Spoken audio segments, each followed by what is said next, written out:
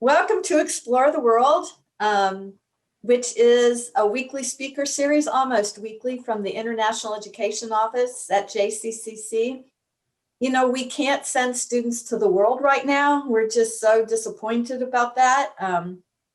We can't even send students to Missouri right now or Colorado. So, you know, we're kind of stuck here.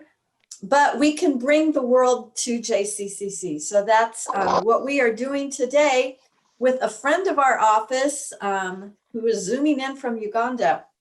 And even more exciting today, we have a guest moderator who's going to lead it all today.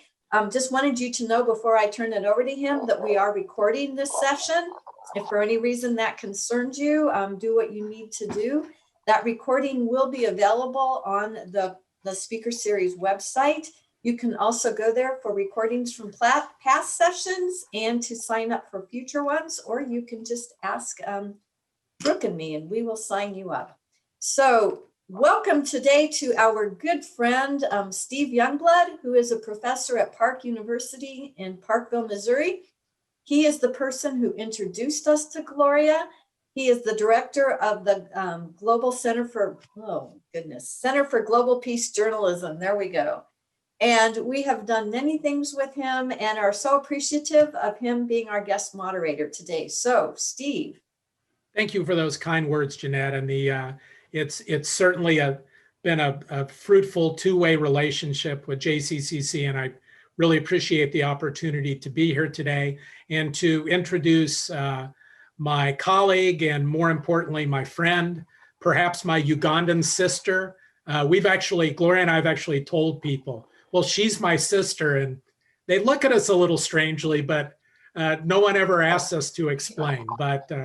So she's my sister from another mother.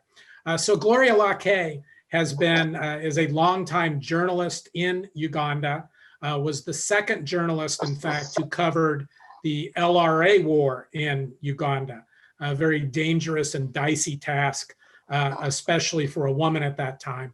Her and I have a history going back to 2009 of teaching dozens of peace journalism workshops, working with literally hundreds of journalists throughout Uganda.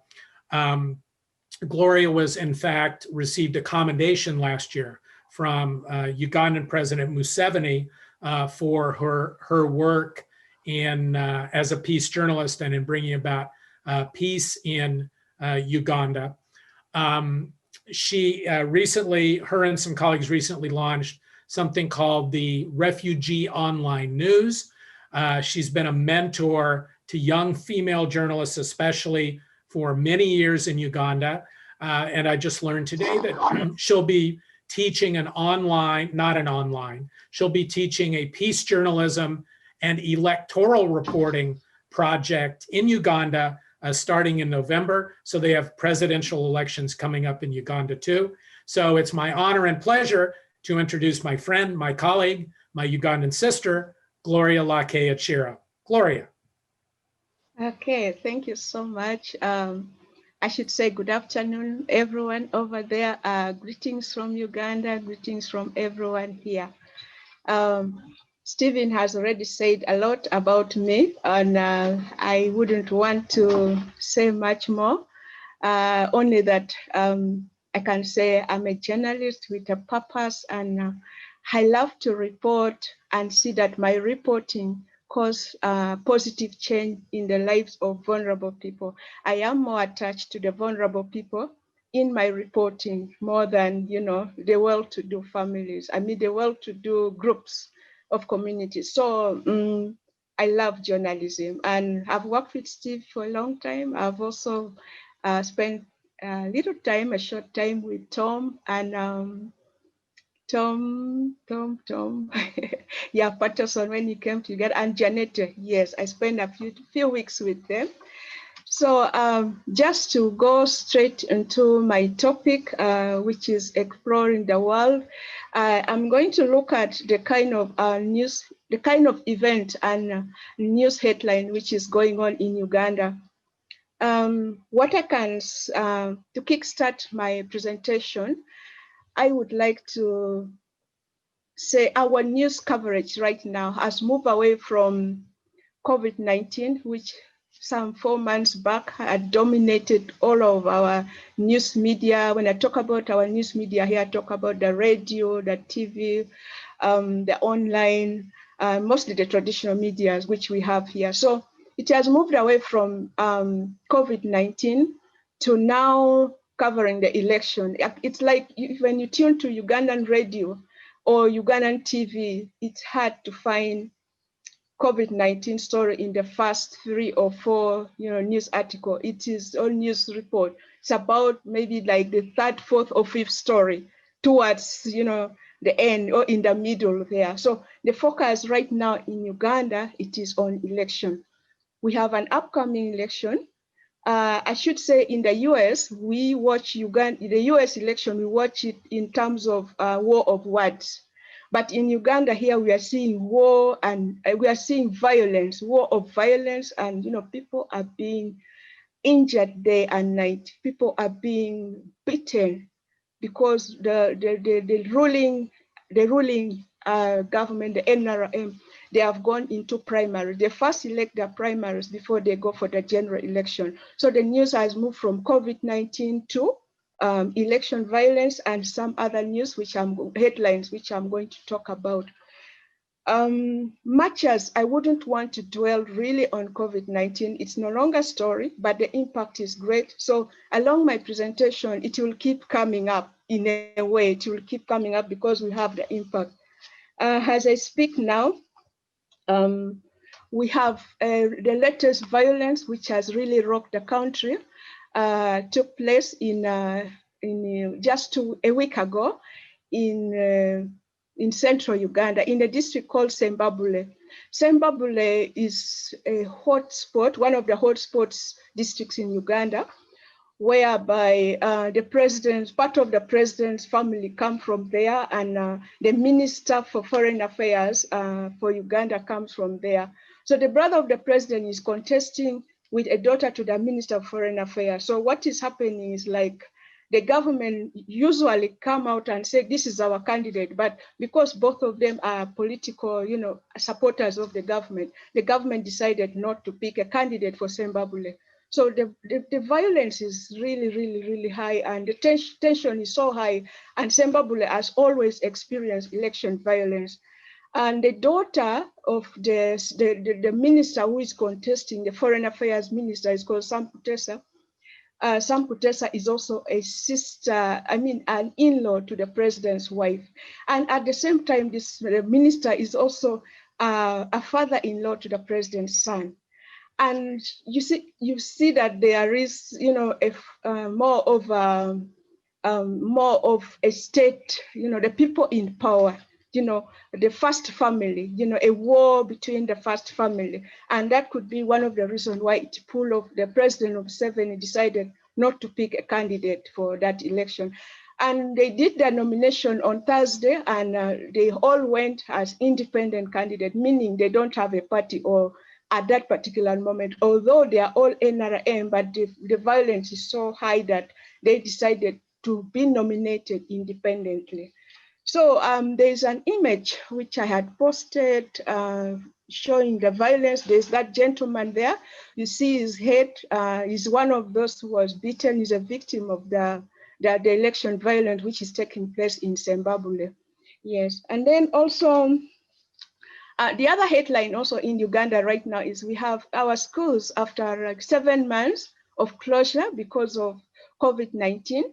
Our schools have opened, the president opened schools only for candidate classes. In Ugandan context, the education context, when we talk about candidate classes, we mean the primary 7, senior 4, that is O level, then A level, senior 6, that is when you sit for university education, to enter university. So they've been allowed to go back. They started reporting on the 15th. They are now reporting so that they are prepared, while the other non-candidate classes are at home and they will resume school next year. So they are learning using TV, they're learning from TV, they're learning from radio. The president says he would distribute radio to the those who are not going to school, although we haven't seen those radios, but at least they're learning from the television, and some are learning through e-learning from home. So that is what is happening. At least schools have been reopened. Children, the candidate classes have been reopened. So normally they sit in November every year, but this time around they won't sit this year until April, May next year. That's when they will sit to join the university. They will sit to go to the next classes. And then we also have, just a few days ago, Ugandan police raided. I told you we have lots of election violence. Police raided the offices of the National Unity Party. National Unity Party belongs to an opposition presidential candidate. That is Bobi Wine. Yes, he's over there. So Bobi Wine is contesting for a presidential candidate against President Museveni. And yes, really had it rough. Just today, this is now an additional follow-up. Just today, he won a case.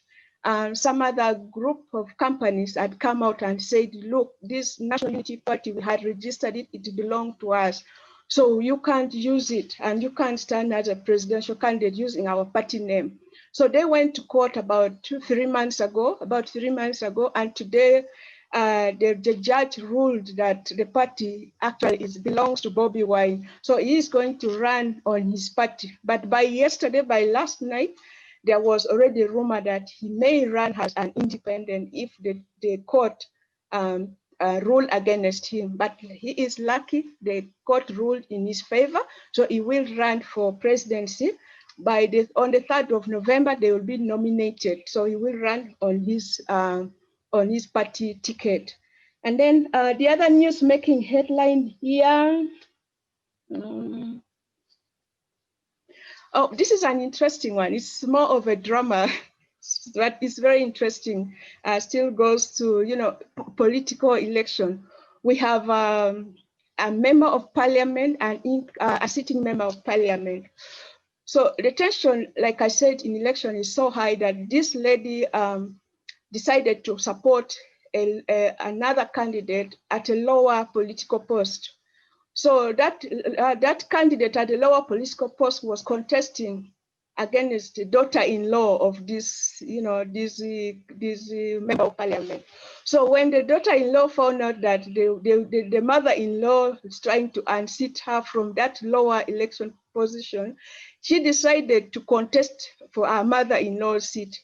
So there was that scare. She announced that, okay, fine, you want to remove me not to win this post, I'm going to contest and take over your position in parliament. So you can imagine now how far Ugandan politics or Ugandan election can go, where families can be split apart, a daughter-in-law, a mother-in-law, that kind of. But luckily enough with this situation, as soon as this lady, the MP, got to know that she could easily lose her seat, she pulled out within just hours. She abandoned supporting, she apologized, she left supporting the other opponent of the daughter-in-law, and business went back to normal between them. And then we also have, still in relation to election, we also have a big crisis in the media. I should say 25% of, I'm actually writing an article about this, I'm almost done. And then I've been reading a lot in the local newspapers, online. 25% of Ugandan journalists, broadcast, print, name it, they have joined politics. Many are standing as members of parliament. A number are standing at local level, from right grassroots election up, they are there standing. So the journalists are moving away from the newsroom. And this is for a number of reasons. In Uganda and in Africa in general, the media is really, really used. We are exploited. The media is not paid well. It is good to be resilient. It's good to resist, like I've done it for so many years, and keep there in the media and bring out the voices. But at the end of it all, the journalists need to also, they have families, they need to survive. So we have a law that does not favor the media industry in terms of wages for the journalists. So, and this is just a recent thing because I've been a journalist for over 20 years. I've not seen this happening. This is happening. I think to me, it's like for the first time, seeing like half of the newsroom of in a news organization, about 3 have left and they have gone to stand. This is a little bit, it is something that media developers need to look into, because if they are now going, and these are senior reporters, we need to train more journalists to replace the younger one, to come and replace the old one. Yes, and then the other headline also in Uganda is that during the lockdown, the first round of lockdown, we received 10,000 migrants. Ugandan humanitarian situation has been focused mostly on the refugees. We term and group them mostly as refugees. So for the first time, I think for the second time, the first migrants we had were the Kenyan migrants, that is from the 2008 election violence in Kenya. But this time round in 2020, we have received migrants from Eastern DR Congo. They are fleeing away from the recent round of violence. They just flew and entered Uganda unannounced. And, so they just entered, and lucky enough, they've been resettled. But that has also been in the media for some time because they entered at a time when things were really, really bad during the lockdown. But as a country, I should say we have a very good refugee policy. They have been settled. They are digging. We usually share our land with refugees. We share our schools with refugees. We share everything with them. So they have been settled, and their situation, of course, is not very good, having run away from your home. So now you have to make your grass thatch hut, and much as the humanitarian organizations are there to support, but it's not easy. Remember, you've abandoned each and everything back in your country. And then the other news making headline also, it is still in line with refugee. This story piqued my attention because there this young refugee girl you see over there. She's called Hadia Bridget. She is all alone in Uganda. She ran away from South Sudan because of violence, and her family she's one of those that really the government there wanted her. Not South Sudan, the Upper Sudan. So she moved to South Sudan to live in South Sudan. There again, she was not safe. So she moved to Uganda. She's living in one of the settlements. That is her house. That's the house she lives. And she's one of my reporters. So this girl decided to take in a number of refugee children, the unaccompanied children. When refugees run, usually there are also children. When violence breaks, there are children who could have been playing in football field or has gone to fetch water or to graze, cows, their cattle, or to graze goat. Then they hear gunshots from nowhere. They just run without even remembering or thinking where their home is or if they should go back home. So they follow people running. So we call them, when they reach Uganda after so many days and miles trekking into Uganda, when they reach here, they become unaccompanied children. It's so difficult sometimes to trace their families. So then the refugee adults who move with them bring them along, and they settle them in Uganda. And usually people pick different families pick. So Hadia, the journalist I work with, pick some of these children. She has 5 of them. They live with her.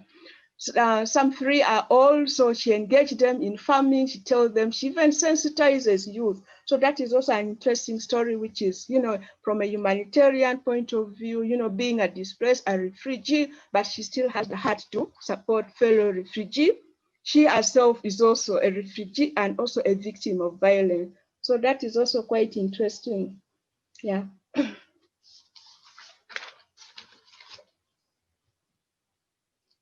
And then still in line with refugees, also we've been receiving number of cases of refugees who are sneaking into Uganda. Our borders, our neighboring borders remain closed, but our airport has opened, yes, but our neighboring borders have remained closed to prevent COVID-19. So the refugees, when the lockdown happened in March, on March 22nd, when the president announced the lockdown, a number of the refugee parents, you know, Uganda and South Sudan, we are like just one country, one family almost. You find much as they live in the settlements here, they also have families still back in South Sudan. When the situation is much better, they cross over, they go back to the other family. When things get back, they cross and come back to this other family here in Uganda. So they keep moving. They even have houses there, so they go to check. So in between, when the lockdown happened, many of them had left their families in the settlement camps here. So they've been sneaking back. And the most funny part of it is that, you know, people fear COVID-19, but they tend to pay money at the border point. You know, it's hard to tell. In Uganda, in Kenya, in neighboring countries here in Africa, it is very difficult to tell the exact boundary that this is this country, this is, because there are bushes. For example, you find there is a garden for a Ugandan family digging along the border, but it is in the land of South Sudan. You go to this side of Rwanda and Uganda, you find there is a family living in the borderline. They have garden in Rwanda or garden in Uganda. They just live as one community. So now these refugees who are locked back in their country, they use such relationship to pay these people who live along the border to sneak them through shortcut. Then they enter to smaller towns, and eventually they find their way back into the settlement camps and join their families. We also have, you know, the refugee issues dominate the situation in Uganda. Then we have the situation of the urban refugees. Urban refugees continue to lead appalling life here in Uganda. Their situation remains pathetic. They've been in the city here, locked down in most urban centers. They can't move to the settlement camps. A number of them had registered in the settlement camp. They can't move back there to get food. So and yet their businesses here have been closed. So what happened? They're really having it rough. So the government says it's much easier to support them when they're in settlement camps. But here they are locked up already in a crisis and they can't afford food. So their situation has remained very, very challenging up to now. As I speak, the urban refugees are having really hard time. Then another headline also is recently, our chief security chief was removed by the president of Uganda. I won't discuss much. I don't expect questions on that because these are sensitive issues, but it's worth talking about. Why I feel I should talk about is that Uganda, for a very long time, the security agency have been using secret safe houses to interrogate, force suspected criminal to speak, which is human rights abuse. And as a journalist, I feel good to write report about it. Of course, there is a sensitivity of the matter, but the fact that the guy who is suspected to have been running those secret safe houses has been removed. It's something good for Ugandans, you know, citizen, and the president is against. And this has been, you know, going around social media and the local newspapers that he has been removed. At least maybe this will bring an end to torture of people. So that's also one headline, one of the most important headlines in Uganda. Then moving away from the security, then I want to look at the environmental crimes going on. Right now, as we speak, it's hard also to tell that really people are in a lockdown. We still have a semi-lockdown in place because not all places have been reopened. So you find that people are destroying, people are building, you know. For example, you see that image, that is Gulu. By the way, that is my hometown, Gulu. So that is where you are. This is a wetland, which is just within the city. it has been, destroyed. People are building in the wetland, which is a threat to, to flood. The town itself is on a lowland. So there's possible environmentalists fear that there could be flood in the near future if such a wetland is blocked off. The runway is, houses are built in the runway, to have a future impact on the community itself and the town, because Gulu now has been moved from a district to a city. It's now a city. Yes, so that is also a big issue. And then the forests, our forests have been really destroyed. You find a forest is as open as that land which you are seeing, without any trees. And previously, this a forest which was really, it is Uganda, one of those powerful Uganda natural resources that a country used to rely on, but they have been destroyed, and it is going on and on and on. Yes. So away from the environment, I would like to talk about the how. This is one of my interesting articles. I also did it, and a number of media in Uganda have done it. How agriculture is mitigating the economic impact of COVID-19. I did this story particularly personally, but quite a number of media organizations have done this, and not only in Uganda, even neighboring countries have been reporting about farming, how farmers are really hoping for good harvest. So in northern Uganda, previously, men in Uganda generally spend more time in bars. But this time around, because the bars have been closed,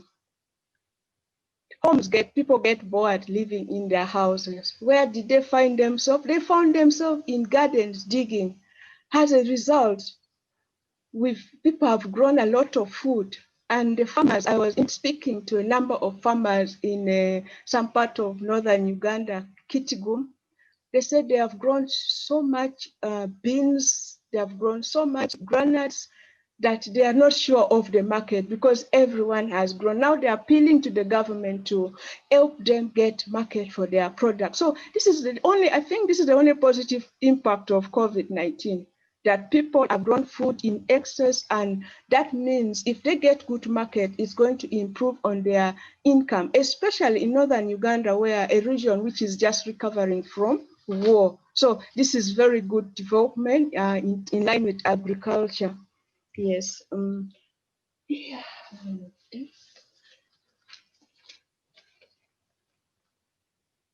And then, unfortunately, much as we praise the good impact on the agricultural development, unfortunate part is that this time around, there has been an increase in domestic violence.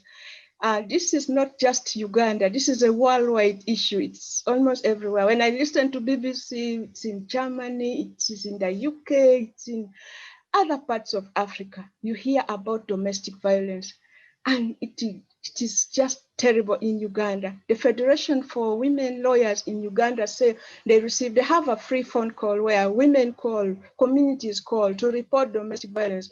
In a week, in the first 2 months of the lockdown, they were receiving like 20, 30 cases.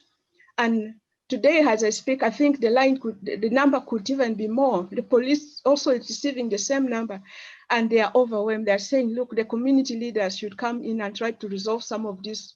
And this has been all over, topic of discussion on radio, talk shows, almost every day. There's the increasing number of domestic violence. It is just too much. You can see the lady, there's a photo of a lady there who was beaten by her grandchild, 82-year-old lady.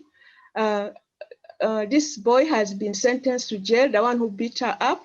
And then fortunately, her story went viral, and the community, both Ugandan community and those in the diaspora, they contributed money and they fundraised, and they put for her a very good house, because she was living in a grass thatch hut, which is similar, exactly like the one of the journalist Hadia Bridget, similar house. But now they have built for her at least a permanent structure. That is the positive part, but it's also very unfortunate that domestic violence is on the rise.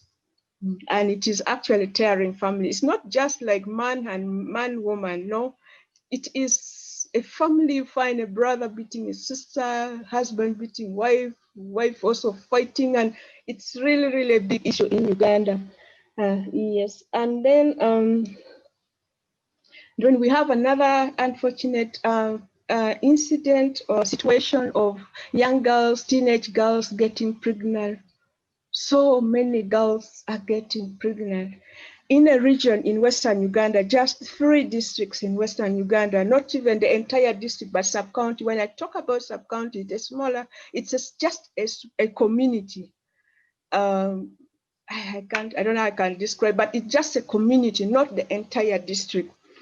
Within a period of just 4 months, a total of 128 girls were married off, either married off or they got married off. Then a total of more than 2,000 girls got pregnant. And these are girls of 13, 14, 15, 16, really, that's a very tender age. And that's what we call child mothers. These are real child mothers. And the future of these girls has been derailed and has ended almost, because a child giving birth to a child, it's not a very good situation. So the news has been all over Ugandan media, and in East Africa, even in Kenya, they're having the same problem. Even in Tanzania, we listen to their news, they're having the same problem of teenage girls getting pregnant and dropping. Of course, they'll drop out of school.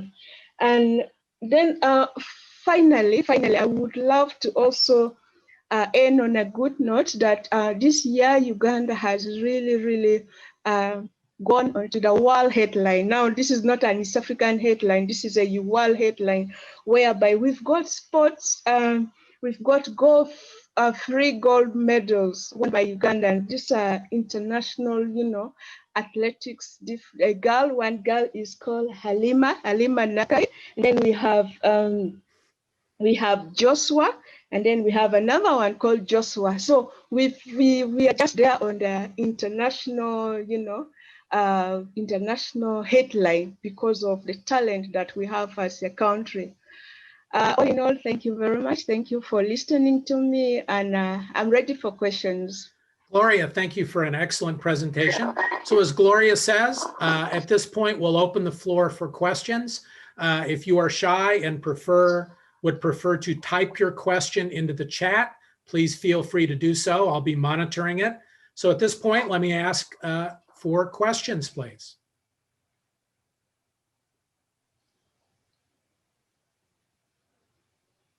Stephen, I get a lot of echo from that side.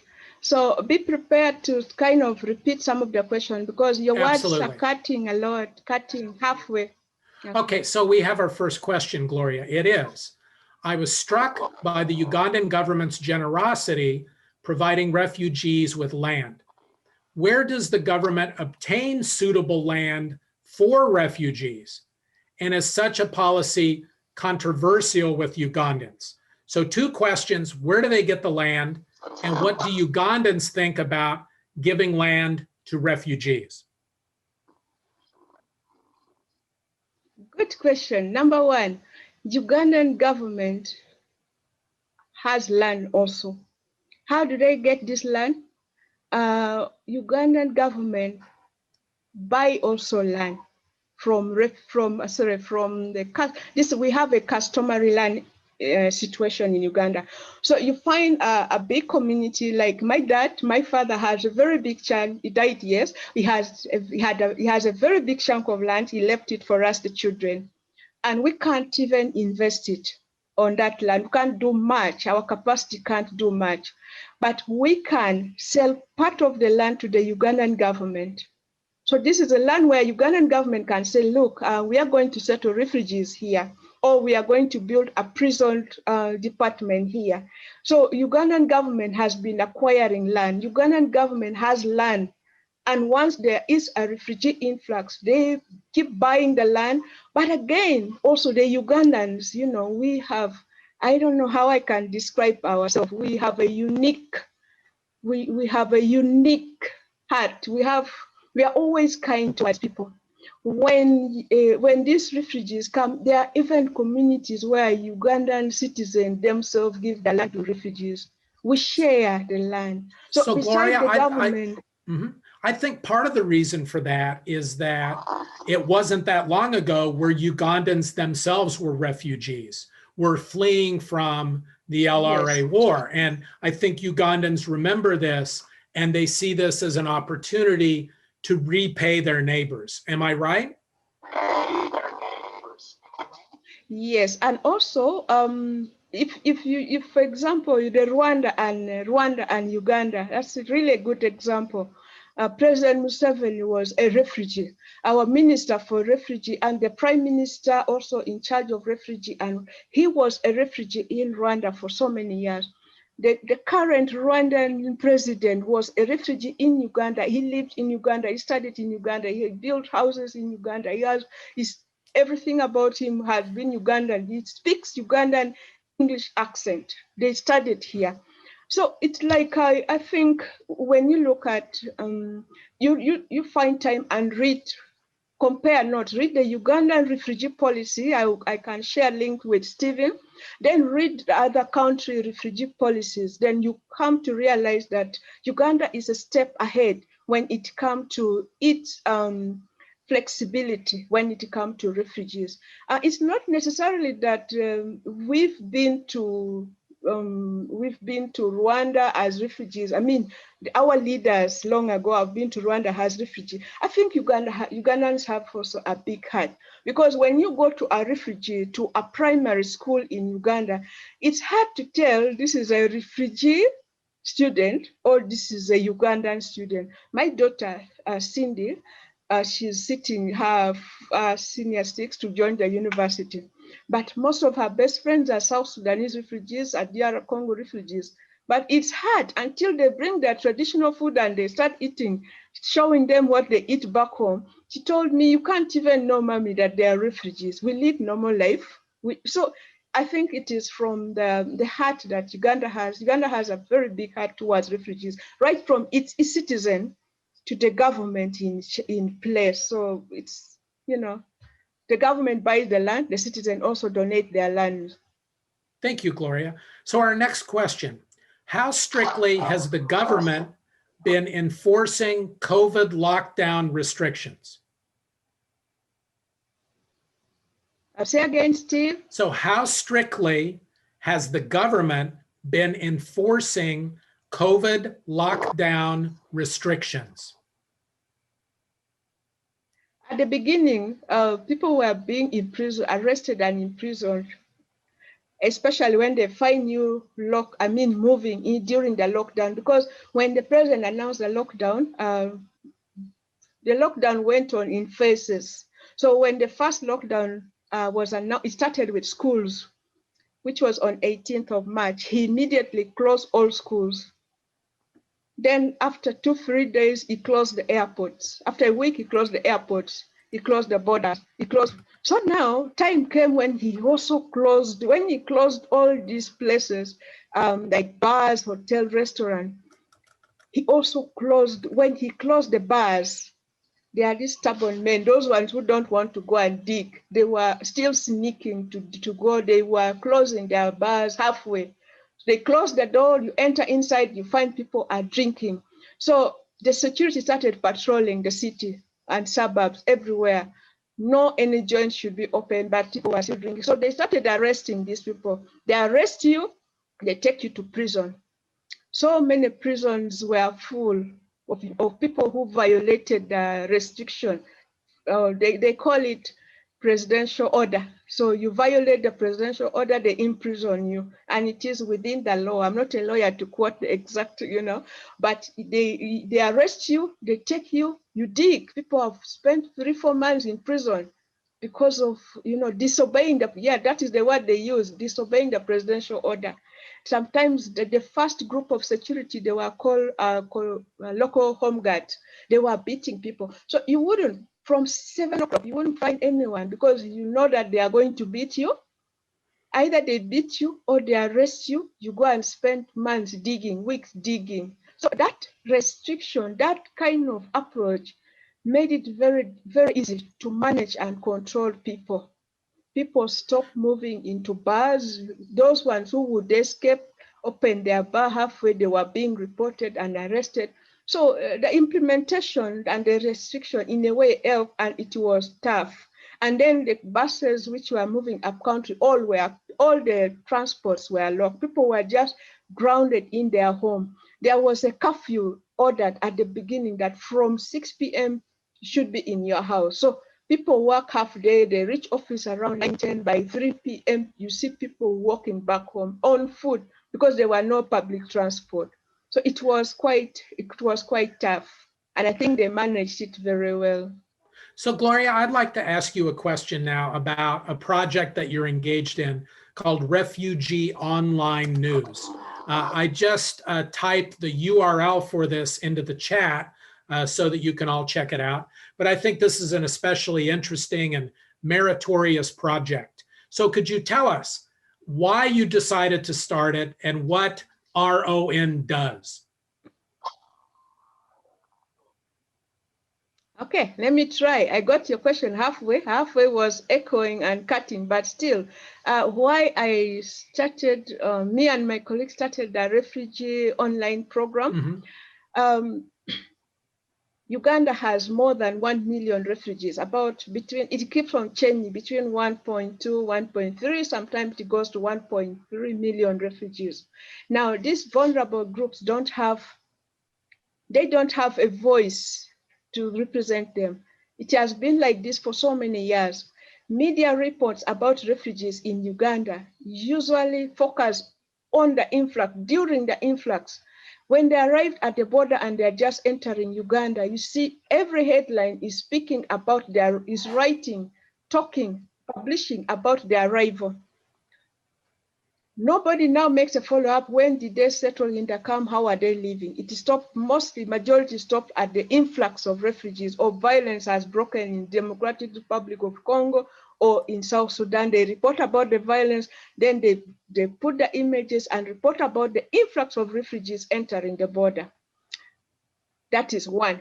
Then the second time when you read about refugee situation, it is when there is a disease outbreak. For example, if there's a cholera outbreak in a camp, a settlement camp like Shangwale, you will see it all over the newspaper. But there's no media who will say, okay, beyond, of course, a few have written yes, they write yes, some follow up here and there, but they don't focus. There's no any media that will say, fine, they left their country, violence broke, they left their country, they came to Uganda. We reported their arrival at the border, the influx. How have they settled? No one follows.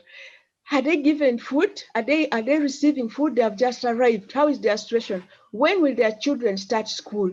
No one is following that. Are they getting water? No one is following. Do they have access to health care? Nobody is reporting about that. But when a refugee beat up his wife and killed or beat a national, when I talk about national, these are the communities, Ugandans who live together in the same community with the refugees. When a refugee beat a national or a refugee rapes a national, that becomes now headline. So it has been more of, looking at refugee from a negative point of view, from their suffering, than the developmental part of it. So this is a bridge like kind of project, the Refugee Online. To me, it is a bridge to bring the other stories of refugees, the untold stories of refugees. For example, the refugees who are here pay a lot of tax to Ugandan government. They are contributing to our economic development. For example, the DR Congo refugees, a number of them are skilled, the best African designers and tailors are from DR Congo. They are skilled in plaiting hair for women. The best fabrics also, apart from Nigeria, Ghana, DR Congo is one of the countries that produces African fabrics. Now, they come to Uganda, they are more skilled, and you find Ugandan designers hiring them to work for them. Now, why don't we write about that? So that is when the Refugee Online came in to try and bridge that gap and tell also the other story of the refugees. Yes. Thank you, Gloria. So our next question asks, how likely is it that refugees in Uganda, that refugees from South Sudan and DR Congo will ever return home. Did you get that? Yes, I got it. Yes, Okay. but that one is that is I don't know how I can respond, but that is a very difficult question to respond, and this is an international and a regional issue. I can only say that we as journalists, we need to work hard, create peace, unite refugees, help them through our reporting, not really like spearheading the peace, but use reporting in a way that we can engage, push them to engage, to talk, to reconcile. So they can go back to their country, contribute to peace. It's like a long-term process. By first of all uniting as refugees here in Uganda. Nuer is a tribe in South Sudan fighting Dunkwe. They are fighting together with Dinka in South Sudan. Why don't we see and emphasize on a project like Adia is doing, whereby she covers the underage, under 12, who decide from the two warring parties, two warring tribes or ethnicity, who decide to play football for reconciliation. So when we emphasize and report on that, I'm just commenting from a media point of view in contributing to when these people can count and go back. But from political point, it is hard for me to comment. So as journalists, we can continue that kind of reporting whereby we create that room for reconciliation first as refugees here, because their voices are loud. So when they see in social media or they see in media report that a group of underage are playing football and they are Dinkas and Nuer from South Sudan, the two warring tribes, it also paves way for peace back home.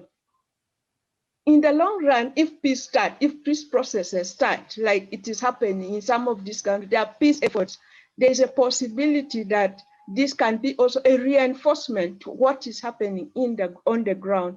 However, a country like Democratic Republic of Congo, even the conflict, just like South Sudan, it is too complex. The Democratic Republic of Congo, the capital city, which is Kinshasa, is the other side. Then you find a refugee who is from DR Congo living in Uganda, has spent 30, 40 years, had never reached even Democratic Republic of Congo. It is far away. There is no means of transport. You've got to go in a plane, and this is Africa. They can't afford flights, ticket.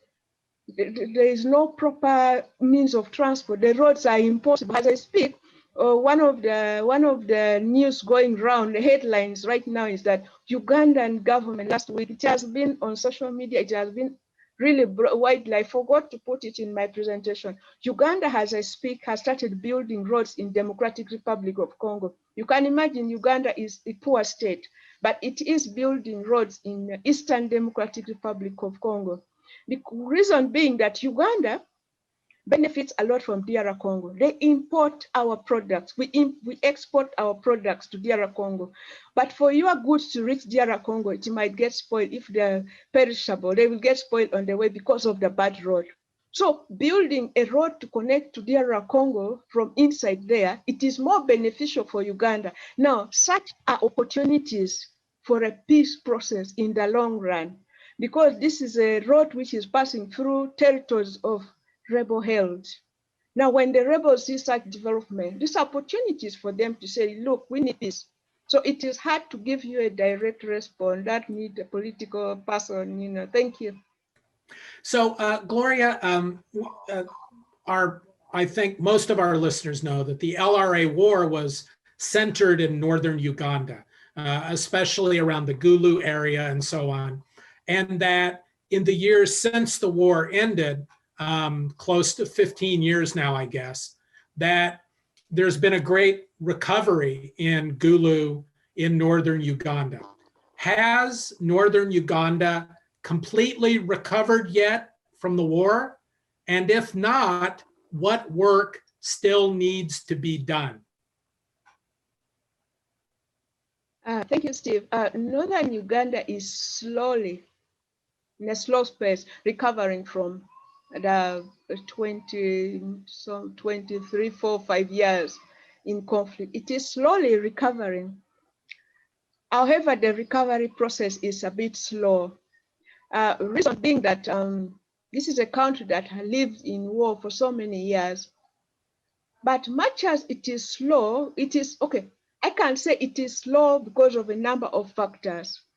The donor funding, which used to be sent a lot to Northern Uganda, has reduced. It is not as it used to be, leaving the communities to struggle on their own with the few non-governmental organizations still there, with the little government support. However, the community of Northern Uganda themselves, they have taken it upon themselves. Like I mentioned in my other article, how agriculture is mitigating the economic impact. I think this has been the case everywhere. It's not just because of the COVID-19. Where there was war, there is always a quick recovery. However, this quick recovery is slowed down because of lack of funding, lack of support, So, and that is the state where the Northern Uganda people are facing. They are all focused on development. If you go to Northern Uganda, Gulu, my hometown, for example, you can't even believe there was war there. Stephen, the Gulu we used to stay in is not the Gulu you used to know. Lot of development. We've got new hotels, the roads are super good, extremely good roads within town. But these are limited opportunities. So the recovery is a bit slow because they lack support, but the people attitudes towards development is on a high gear, but they just need to be supported, and which is lacking. For example, the agricultural inputs, for example, like tractors for plowing land are limited. The few available one you've got to hire. Now, when you hire, where do you get the big money from? It's a bit expensive. Although challenges like land conflict, then the rich have it all, is also affecting Northern Uganda. So you find the next farm land has every machinery. Then the next village, which is just struggling, digging with hoe, is really finding it hard. So there is that gap also, the economic gap among the people of Northern Uganda also, which is affecting the development there. But without that, they are pushing, they are trying, and the recovery, slow, yes, but they have a focus and a goal, and I think they will achieve. Slow but steady. Gloria, I'm going to ask you something now that I know you don't want me to ask, but I'm going to anyway. What's the view from Uganda as you look at the US and look at our presidential election in 2 weeks? What do you think? What do Ugandans think? Do you all think that we've lost our minds? What do you think? What's the perception from there? When I just want to I'm answering this question when taking you back a little. When Hillary Clinton completely lost the US election, she sent Ugandans into a gloomy mood and like mourning mood. People were mourning. I boarded a border, a motorbike that brought me home that morning when it was announced and Hillary Clinton went and conceded defeat, that she accepted defeat. Every Ugandan was almost in tears, the biggest percentage. A friend of mine just left her house and said, Gloria, I'm annoyed, my candidate has lost. A border you meet, these are people who, some of them cannot even read and write. So right now, as I speak, I'm sorry to say this, if you're a supporter of Trump, but Ugandans, they don't want Trump to win. Everyone is praying for the opponent, the replacement of Hillary Clinton to win. And the unfortunate, I don't know whether I can say unfortunate or fortunate. US election is more, to me, I see it is diplomatic. It is fair. You have some free space, freedom to speak, to campaign. You have war of words, yes. But if you don't go to the extreme, like in Uganda, you saw that photo of the gentleman who was beaten and he has blood. We call it bloody election. You don't have that. So it's also something to appreciate with the US election. You are mature and more developed in your democracy process as compared to Uganda. So Gloria, I think that Ugandans our maturity will be sorely tested in the next several weeks. So stand by before you judge us mature. The final question for you is from our friend Jeanette, and it's a good one. What makes you most proud to be a Ugandan? No, I didn't get that question. I can't Sure. hear What you. makes you most proud to be a Ugandan? One more repeat, one more take. It What can't come makes well. you, I can't hear you. Yeah, what makes you most proud to be a Ugandan? Wow. Number one is we have, what can I say? We are very warm. Ugandans, we are really warm. I'm proud to be a Ugandan because we are warm and so welcoming. And I invite each one of you to come to Uganda. But besides that, we have the best food I think in East Africa or in Africa. Our food, we eat real food which we grow from our garden. We don't have this thing of keeping food in a supermarket or in fridges for ages. Stephen, you've been here. When you eat our pineapple, you go to other countries, you can never find the pineapple we have in Uganda, the sweetest, the best. You know, we have fertile land. I'm proud of that, being from a country with fertile land. I'm also proud of, us having that heart of, you go to other countries, sincerely, you will not receive the welcome that Ugandans give. We are very generous. We are very honest. Although people take advantage of our honesty, but as a country, we are very, very honest. Just look at the situation of refugee. Before you even ask me so much about that, look at the situation of refugees. Uganda is a very poor country, but to just open its door to refugee, open its home to refugees, open the school for refugees, that makes me really, really proud to be coming from such a part of Africa, such a home, for anybody. It's an interesting, make me proud to be a Ugandan, the way we treat visitors, the way we welcome people in our home. It's certainly a contrast with poor Uganda welcoming 1 million refugees, and the United States, the last I saw, was letting in 18,000 refugees. So I'll let you decide what you think of that. So on that note, I will pass things back to Jeanette for some closing comments. Gloria, as always, it's been fascinating talking with you. Jeanette? Thanks so much, Gloria. And I will just totally agree with her that the pineapple there is so delicious. Yeah, it was wonderful. And also just the warm welcomes. I remember everywhere we went, there was singing, there was dancing, there was have a cup of tea, there was here is food that we have spent half the day cooking for you.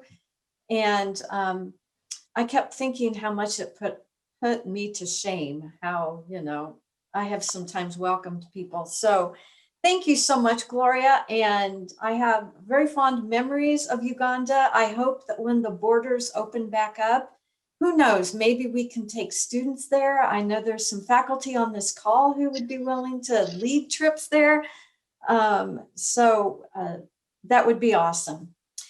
For the rest of you, again, we will meet again next week on Wednesday, at 2:00.